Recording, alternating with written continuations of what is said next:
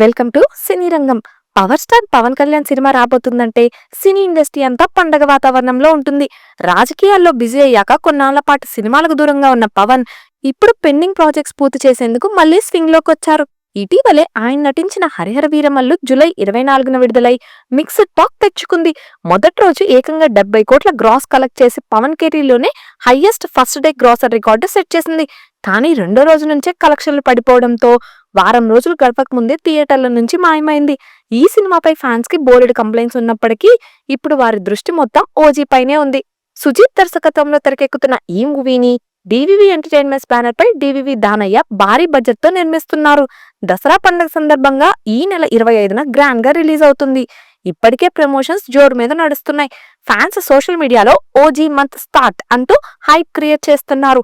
First look, glimpse, teaser all super hit అవడంతో సినిమాపై అంచనాలు ఆకాశాన్ని అంటుతున్నాయి.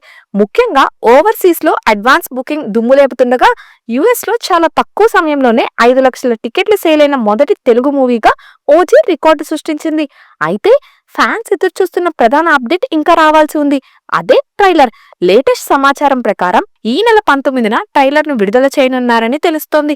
కానీ రిలీజ్ కు కేవలం 6 రోజులు మాత్రమే ఉండగా ట్రైలర్ రిలీజ్ చేయడం సరైన ప్లాన్ కాదని కొందరు అభిమానులు ఫీల్ అవుతున్నారు. కనీసం 10 రోజుల ముందే ట్రైలర్ రిలీజ్ చేసి హైప్ ను మరింత పెంచితే బాగుండేదని అంటున్నారు. దీనిపై మేకర్స్ క్లారిటీ ఇవ్వాల్సి ఉంది. మరి మీరేమనుకుంటున్నారు? ట్రైలర్ లేట్ రిలీజ్ సరైన స్టార్ట్ చేయనా లేక ఎర్లీ రిలీజ్ అయితే బాగుండేదా? మీ అభిప్రాయాలను కామెంట్స్ రూపంలో మాకు తెలియజేయండి.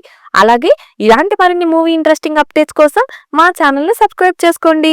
Thank you for watching.